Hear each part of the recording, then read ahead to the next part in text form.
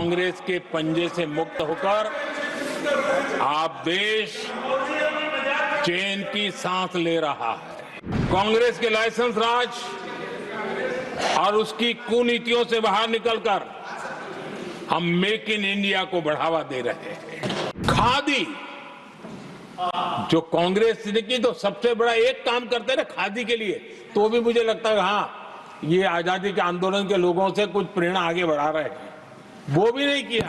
कांग्रेस के पंजे से मुक्त होकर आप देश चैन की सांस ले रहा है और ऊंची उड़ान भी भर रहा है।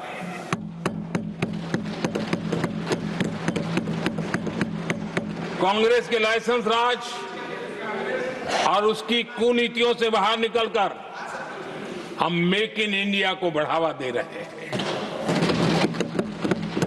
भारत में मैन्युफैक्चरिंग बढ़ाने के लिए हमने पीएलआई स्कीम शुरू की, एफडीआई से जुड़े रिफॉर्म्स किए। आज भारत दुनिया का दूसरा सबसे बड़ा मोबाइल प्रोडक्शन वाला देश बना है।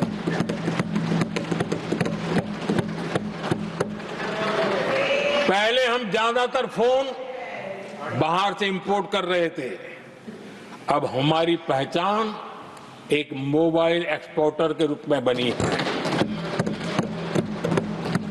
आदरणीय सभापति जी, आज भारत की पहचान डिफेंस मैन्युफैक्चरिंग की बनी है। 10 साल में हमारा डिफेंस प्रोडक्ट्स 10 गुना एक्सपोर्ट बढ़ा है। 10 साल में 10 गुना बढ़ा है। आदरणीय सभापति जी, भारत में सोलर मॉड्यूल मैन्युफैक्चरिंग भी 10 गुना बढ़ गए हैं। आज हमारा देश दुनिया का दूसरा सबसे बड़ा स्टील प्रोड्यूसर देश है। 10 सालों में हमारा मशीनरी और इलेक्ट्रॉनिक एक्सपोर्ट तेजी से आगे बढ़ा है। बीते 10 सालों में भारत का टॉयज एक्सपोर्ट 3 गुना से ज्यादा बढ़ गया है। इन्हीं 10 सालों में एग्रो केमिकल एक्सपोर्ट भी बढ़ा है। कोरोना के कालखंड में हमने 150 से ज्यादा देशों को वैक्सीन और दवाइयां सप्लाई की। मेड इन इंडिया, हमारे आयुष और हर्बल प्रोडक्ट का एक्सपोर्ट भी बहुत तेज गति से बढ़ा है और बढ़ रहा है। आदरणीय सभापति जी, खादी, जो कांग्रेस ने की तो सबसे बड़ा एक काम करते ना खादी के लिए, तो भी मुझे लगता है हाँ ये आजादी के आंदोलन के लोगों से कुछ प्रेरणा आगे बढ़ा रहे हैं, वो भी नहीं किया। खादी और विलेज इंडस्ट्री का टर्नओवर पहली बार 1.5 लाख करोड़ से ज्यादा हुआ। 10 साल में इसका प्रोडक्शन भी 4 गुना हुआ।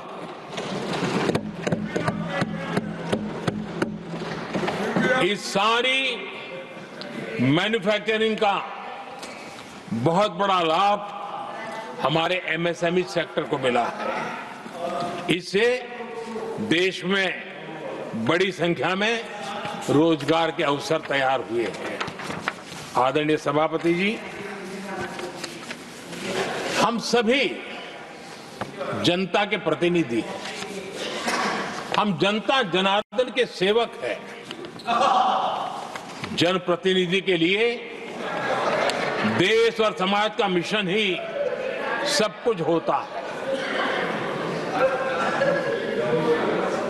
और सेवा व्रत लेकर के ही जनप्रतिनिधियों के लिए काम करना उनका दायित्व होता है। आदरणीय सभापति जी, देश की हम सभी से अपेक्षा है कि हम विकसित भारत को आत्मसात करने के लिए कोई कमी हमारी तरफ से नहीं रहनी चाहिए। हम सबका सामूहिक दायित्व होना चाहिए।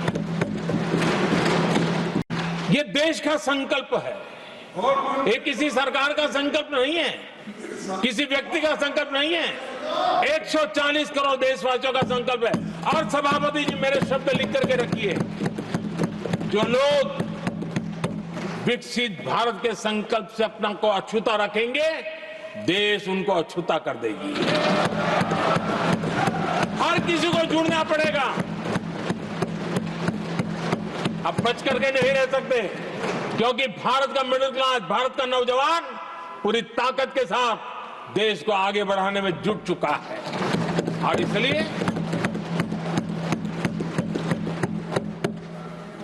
आदरणीय सभापति जी, जब प्रगति की राह पर देश चल पड़ा है, विकास की नई ऊंचाइयों को देश अर्जित कर रहा है, तब हम सबकी भूमिका बड़ी महत्वपूर्ण है। सरकारों में विरोध होना लोकतंत्र का स्वभाव है, नीतियों का विरोध होना लोकतंत्र का जिम्मेवारी भी है, लेकिन घोर विरोधवाद, घोर निराशावाद और अपनी लकीर लंबी नहीं करनी, दूसरी लकीर को छोटा करने की कोशिशें विकसित भारत में रुकावट बन सकती है। हमें उसे मुक्त होना होगा और हमें आत्ममंथन भी करना होगा, निरंतर मंथन करना होगा। मुझे भरोसा है कि सदन में जो चर्चा हुई है उसमें से जो उत्तम चीजें हैं उसको लेकर के हम आगे बढ़ेंगे और हमारा मंथन जारी रहेगा। हमें निरंतर ऊर्जा राष्ट्रपति जी के उद्बोधन से मिलती रहेगी। एक बार फिर राष्ट्रपति जी का मैं हृदय से आभार व्यक्त करता हूं और सभी माननीय सांसदों का भी आभार व्यक्त करता हूं।